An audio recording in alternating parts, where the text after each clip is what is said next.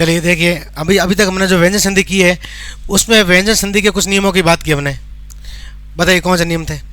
पहले दो नियम जिसमें कॉमन बात क्या थी, प्लस के पहले पहला वर्ण। यदि प्लस के पहले पहला वर्ण था, प्लस के बाद में कोई स्वर किसी वर्ग का तीसरा या चौथा वर्ण या यरलव होगा तो पहला किस में चेंज होगा, तीसरे में। वहीं अगर प्लस के पहले पहला वर्ण है, प्लस के बाद में पांचवा, तो पहला किस में चेंज हुआ था, पांचवे में। ये दो नियम थे। उसके बाद दो नियम आए, उन्हें प्लस के पहले क्या आया था, म। यदि प्लस के पहले म है, प्लस के बाद में क से म तक कोई वर्ण है, तो म किस में चेंज हुआ था, जो वर्ण प्लस के बाद आ रहा है वह जिस वर्ग का है उसका पंचम वर्ण बन गया था। म किस में चेंज हुआ था, पंचम वर्ण में, जिसको हम अनुस्वार के रूप में भी लिख सकते हैं। दोनों दोनों सही है उसके अंदर, ठीक है। वहीं सेकंड जो म का नियम था उसमें क्या था कि प्लस के पहले म, प्लस के बाद में प्लस के बाद में क्या आया था, म तक वहां आ गए। अब म के बाद में क्या बचा पीछे, य र ल व स स स ह, जिनका पांचवा नहीं होता है। जिनका पांचवा नहीं होता है वहां म के स्थान पे क्या बना था, अनिवार्य रूप से अनुस्वार ही रहा था। ये दो म के थे। फिर हमने आगे बात की नेक्स्ट, उसमें क्या आए थे, पांच नियम थे एक साथ में। इसमें प्लस के पहले क्या था, त या द। यदि प्लस के पहले त या द हो, प्लस के बाद में च छ ज ज ट ठ ड ड या ल हो, तो किस में चेंज हुआ, जो प्लस के जस्ट बाद में आ रहा है। मतलब च छ है तो च बन गया था, ज ज है तो आधा ज बन गया था, ट ठ है तो आधा ट बन गया था, ड और ड है तो आधा ड बन गया था, और ल था तो ल बन गया था। याद है आपको। फिर दो नियम पढ़े अपने त और द के। उसमें क्या स्पेशल बात आई थी कि बात दोनों जगह चेंज हुआ था। यदि प्लस के पहले त या द था, बाद में स था, तो त या द के स्थान पर आधा च बन गया था और स के स्थान पर छ बन गया था। अब छ कैसा होगा, जैसा स होगा। यदि स आधा है तो छ भी आधा, स में ई की मात्रा तो छ में भी ई की मात्रा। ये रिमाइंड करो इसको वापस आप, क्योंकि हम एग्जाम्पल करने वाले आगे इसलिए। और वहीं प्लस के पहले त या द था, उसके बाद में क्या आया था, ह, तो त द किस में चेंज हुआ था, आधे द में, और ह किस में चेंज हुआ था, ध में। जैसा ह होगा वैसा ही द होगा। उसके बाद नियम आए जिनमें प्लस के पहले स्वर तो बाद में व्यंजन वाले, कि यदि प्लस के पहले कोई भी स्वर हो उसके बाद में क्या होगा, छ, तो संधि होगी तो बीच में क्या आ गया, आधा च। आच्छादन, छत्र छाया शब्द की याद होगा आपको। तो वहीं उसके बाद प्लस के पहले अ या आ के अलावा कोई भी स्वर हो, ई या ऊ कोई भी स्वर हो, अ या आ के अलावा होगा, और प्लस के बाद में दंत्य स हो, मतलब सड़क वाला स हो, तो जब संधि हुई तो उस स के स्थान पर मूर्धन्य स यानी षटकोण वाला या षष्ठ वाला स बन गया था। और उसके बाद अंतिम नियम आया था व्यंजन का कि प्लस के पहले री र या स हो, प्लस के बाद में न हो, मध्य कोई भी स्वर आएगा तो न के स्थान पे क्या बन जाएगा, अण बन जाएगा। यहाँ तक बात की थी। अब यहाँ तक के नियमों के कुछ मैं शब्द देता हूँ आपको जो मिक्स है, क्योंकि जनरली क्या होता है एक एक नियम के हम खूब सारे शब्द पढ़ते हैं, तब दिक्कत ये होती है जब वो शब्द एक साथ आते हैं तो हम कर नहीं पाते हैं। तो ये नियम तो आपको याद होने चाहिए। अब इसके अलावा कुछ 8-10 और नियम होते हैं व्यंजन के, अन्य नियम है, वो हम नियम नहीं पढ़ेंगे। उनके एक एक दो दो शब्द ही होते हैं, तो हम उनको एक एक दो दो शब्द ही पढ़ेंगे केवल, वो लास्ट में पढ़ेंगे बाद में। जब अपवाद करेंगे संधि उसके साथ पढ़ेंगे उसको। तो इसको अलग रखना है, उसको अलग रखना है, ताकि आपके दोनों चीज़ें याद हो जाए। सेपरेट रखने से आपको चीज़ें याद रहेगी, ठीक है। अब ये शब्द है, कीजिए आप इनको। वाक प्लस ईश,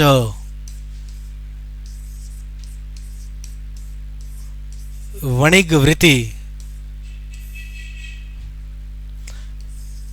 अब पता है गलत क्यों होते हैं, इसलिए गलत होते हैं, एक साथ में कभी इनको पढ़ते ही नहीं है। अभी देखो ये सारे जगत के ही हैं, जगत प्लस ईश, जगत प्लस लय, जगत प्लस नाथ, जगत प्लस हिताय,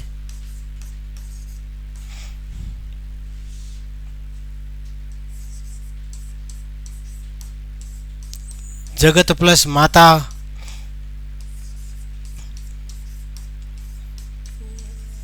जगत प्लस शशि, जगत प्लस अंबा,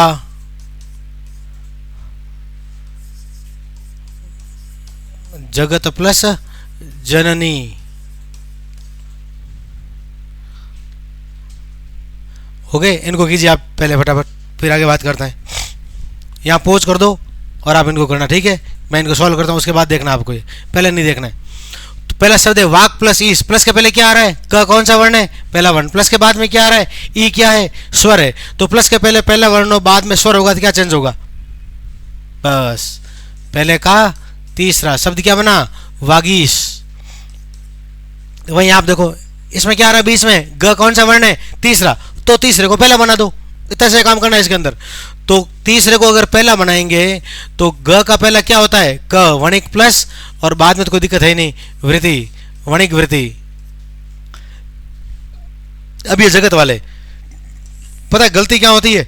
गलती यही होती है, मैंने कहा आपको नियम नंबर 1 और 2, 90% क्वेश्चन नियम नंबर 1 और 2 के संबंधित जाते हैं। बस हम यही अहर मुकन अहोरात्रन खूब सारे पढ़ते हैं, सवाल कहाँ से आता है? बिल्कुल सामान्य सा, और गलत करके आ जाता है। अब देखिए इसके अंदर आप शब्द है जगत प्लस ईस, प्लस के पहले क्या आ रहा है? त। यहाँ हम हर जगह त का द ही करते हैं, हर जगह त का द नहीं होगा, डिपेंड करेगा प्लस के बाद में क्या आ रहा है। दोनों वर्ण देख के सॉल्व करना है। तो प्लस के पहले क्या आ रहा है? त कौन सा वर्ण है? पहला। बाद में क्या आ रहा है? बड़ी ई की मात्रा। ज ग त के स्थान पर द, आगे क्या आ रही? बड़ी की मात्रा। शब्द क्या बना? जगदीश। स्वर है तो उसकी मात्रा जुड़ जाएगी, व्यंजन है तो आधे का आधा रहेगा, डिपेंड करेगा बाद में आ क्या रहा है उसके अकॉर्डिंग चेंज होगा। तो वही शब्द जगत प्लस लय। अब देखो यहाँ दो नियम लग रहे हैं, आपने या तो लिखा होगा जगत लय या लिखा होगा जगल लय। जब ऐसी कंडीशन हो जहाँ दो नियम लग रहे हो तो ध्यान रखना जो छोटा नियम होगा वो सही माना जाएगा, क्योंकि पहला और दूसरा नियम कॉमन नियम होता है। तो क्या ऐसा कोई नियम और है जिसमें प्लस के पहले त या द त आया हो और बाद में ल आया हो? तो आप देखो जो 5 नियम किए थे, लास्ट क्या था उसे 5वें में कि प्लस के पहले त या द हो, बाद में ल हो। शब्द क्या था? उल्लंघन। याद आ रहा है? उत प्लस लंघन, वो सेम यहाँ होगा। प्लस के पहले त है, बाद में क्या आ रहा है? ल। तो शब्द क्या बना? जगल लय। यहाँ अगर आपने जगद लय कर दिया तो खोटा होगा। वही शब्द जगत प्लस नाथ, न कौन सा वर्ण है? 5वां। तो पहला किस में बदला गया? 5वें में, जगन्नाथ। जगत प्लस हिताई, या फिर दो नियम लग रहे हैं, छोटा वाला पहला लगेगा, प्लस के पहले त या द हो, बाद में ह हो, तो दोनों जगह चेंज होगा। कैसे होगा? ज ग द धी ता य, ऐसे चेंज होगा। देखो आप त के स्थान पर द बना, ह के स्थान पर ध बना। वहीं इधर देखिए आप जगत प्लस माता, ये बहुत इंपॉर्टेंट शब्द है, खूब एग्जाम आया हुआ है। सीधा करते जगत माता, शायद मैंने करवाया भी था आपको उस समय जब नियम किए थे। तो प्लस के पहले पहला है, बाद में 5वां है, तो पहला किस में बदलेगा? 5वें में। शब्द क्या बना? जगन माता। जगत प्लस शशि, त के बाद में क्या आ रहा है? उच्छ्वास। याद है? उत प्लस श्वास, सेम वही है, दो जगह चेंज होगा। जग च छसी, ऐसे बनेगा ये, जगत प्लस शशि। वहीं जगत प्लस अंबा, जगदम्बा। और जगत प्लस जननी, जगज जननी। कारण क्या होगा? आएगा क्या? आधा ज, क्योंकि प्लस के बाद में क्या आ रहा है? प्लस के पहले त या द हो, बाद में ज या ज हो, तो किस में चेंज होगा? आधे ज में। शब्द क्या बना? जगत जननी। क्लियर है? तो यहां तक करने के बाद इनको देखोगे और ये देखने के बाद फिर आगे बढ़ोगे। मैं बढ़ता हूं आगे, देखो आप नेक्स्ट शब्द करते हैं अपन। देखिए आप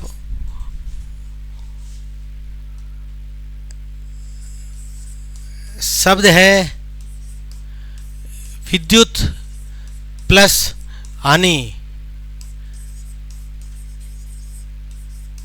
विद्युत प्लस लेख,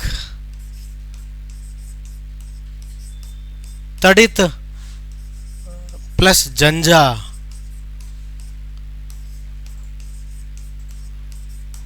तड़ित प्लस लय। लिखो आप इनको।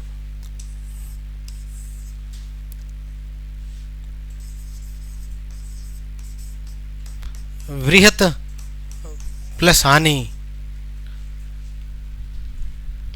तो देखिए आप पहला शब्द है वृहत, विद्युत प्लस हानि। प्लस के पहले क्या आ रहा है?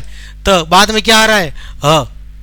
बड़ा नियम है कोई जहां दो जगह चेंज हुआ था, उत प्लस आर उद्धार। आपको जो हमने नियम लिखे हैं उस नियम का एक एक शब्द सबका याद होना चाहिए, और उस समय आपको वो शब्द याद आना चाहिए। जैसे त और आया कि यार इसके संबंधित बात की थी क्या, बिल्कुल की थी, उत प्लस आर किया था ना, वो सेम चेंज होगा। आगे क्या लिखा हुआ है, पीछे क्या लिखा हुआ है, पूरा नहीं देखना आपको, जो यहाँ है यही परिवर्तन करना पहले, केवल यहाँ से आपका सब सही हो जाएगा। लोग यहाँ चेंज कर देते, पीछे चेंज करते, भाई यहाँ क्यों कर रहे हो, जहाँ करना है वहीं करना केवल। तो शब्द क्या बनेगा, भले कितने अजीब शब्द बन रहा हो सही वही होगा। विद्युत त के स्थान पर द, अ के स्थान पर ध, तो क्या बना विद्युत धानी। विद्युत प्लस लेख विद्युल्लेख। तड़ित प्लस झंझा, अब बताओ क्या होगा इसके अंदर। उज्जवल याद आया, बिल्कुल। तड़ित झंझा प्लस के पहले त या द हो, बाद में ज या ज हो, आधा ज बन जाएगा। वहीं तड़ित प्लस लय, तड़ित लय। अब ऐसा यूं नहीं है कि पता नहीं तड़ित अजीब सा बन रहा है, भले अजीब बन रहा हो, लेकिन जैसा नियम है उसके अकॉर्डिंग चेंज होगा। व्यंजन और विसर्ग में तो आपको नियम से स्टिक रहना पूरी तरह से, जैसा नियम ने बोला है वैसा ही सब सही होगा। भले आप वो शब्द पहली बार देख रहे हो और आप वो शब्द पहली बार ही देखोगे, तो इसमें खास तौर से आपको ध्यान रखना। व्यंजन और विसर्ग में वृहत प्लस हानि क्या होगा साहब, ऐसा होगा वृहत हानि, ऐसा कर दे तो गलत होगा।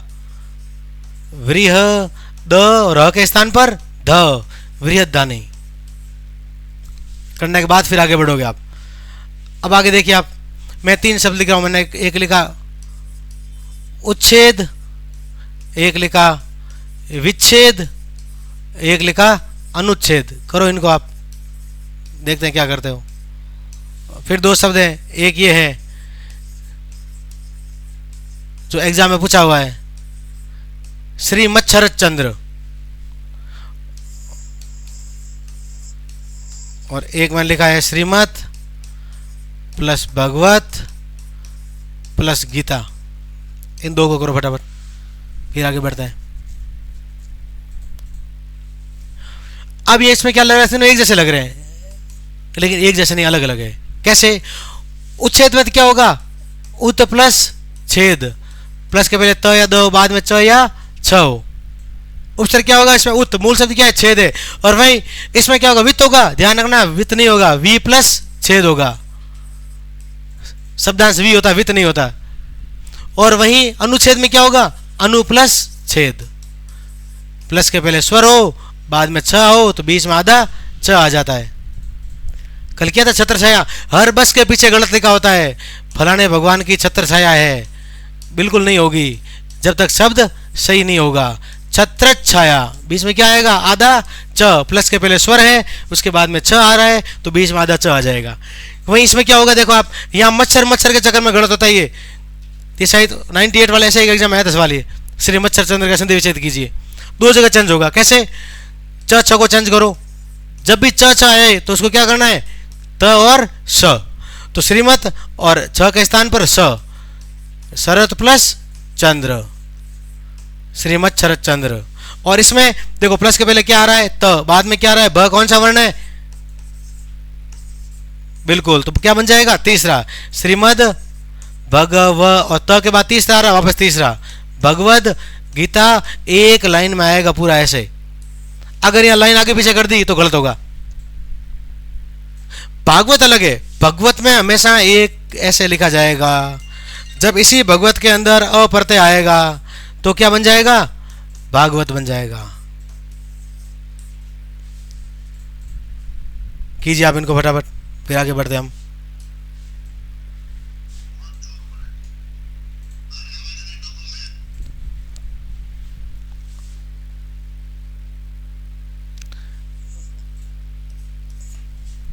अब देखिए 2 शब्द और है, इंपॉर्टेंट शब्द है, ये करते हैं, बाकी शब्दों की बात हम बाद में करेंगे।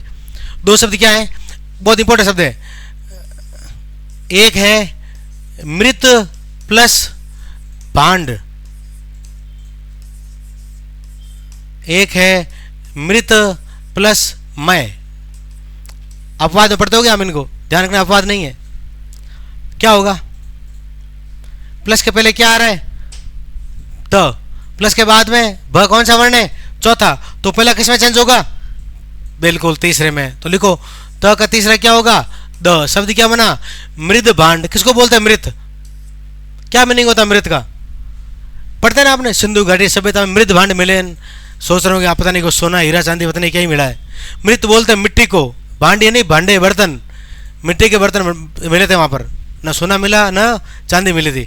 तो उसी प्रकार शब्द क्या है? मृत प्लस मैं। तो होना क्या चाहिए इसमें? प्लस के पहले क्या आ रहा है? पहला वर्ण, बाद में पांचवा, तो क्या बनेगा? पांचवा, मृण्मय। ऐसा बनना चाहिए ना, लेकिन बनता कैसा है? मृण्मय। क्यों साहब, क्यों बनता है? क्या सर अपवाद ही होगा? नहीं, बिल्कुल अपवाद नहीं है। अपवाद क्यों नहीं है? देखो यहां जो द बना है ना, किसके कारण बना? इस ब के कारण। और ये न किसके कारण बना? इस म के कारण। तो इस न की स्थिति किसमें? इस म में। तो वही तो नियम है, प्लस के पहले री र या स हो, बाद में न हो। री खुद स्वर है, तो न के स्थान पे क्या बनता है? अण बनता है। इसलिए क्या बनता है? मृण्मय। तीन ही शब्द है, मृण्मय, मृण्मान और मृण्मूर्ति। इसका खास तौर से ध्यान, मृत प्लस मय मृण्मय, मृत प्लस मान मृण्मान, और मृत प्लस मूर्ति मृण्मूर्ति। तीन ही शब्द है इसके अंदर। ठीक है, क्लियर है? अब बढ़ते हैं आगे, देखो आप।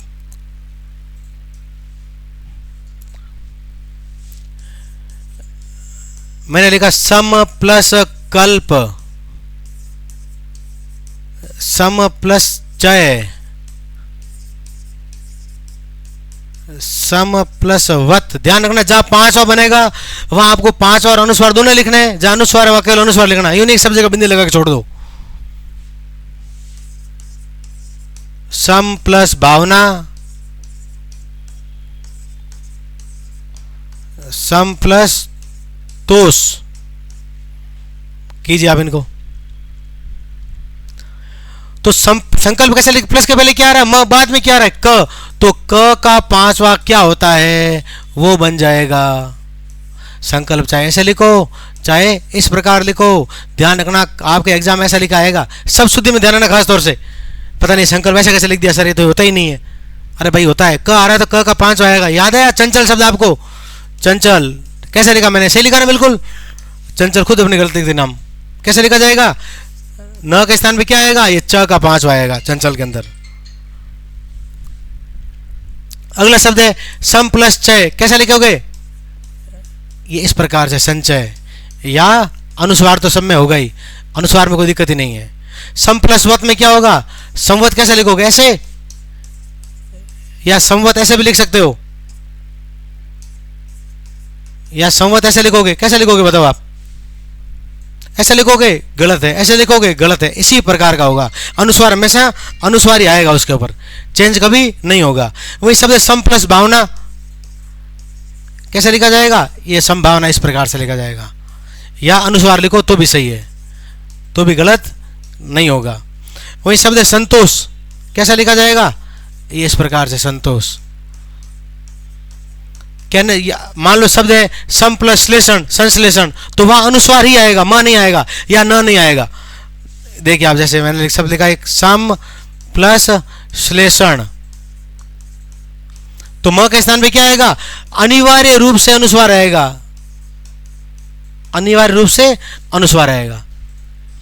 ये कुछ शब्द थे, आप इन शब्दों को वापस करोगे एक बार ढंग से, यही शब्द वापस करना है। ठीक है, कल हम विसर्ग स्टार्ट करेंगे। उसके बाद जब हम संधि का अपवाद करेंगे, उसके बाद मैं आपको कुछ और दूंगा, स्वर के भी दूंगा, व्यंजन और विसर्ग तीनों के दूंगा, और मिक्स दूंगा तीनों के। ठीक है, धन्यवाद।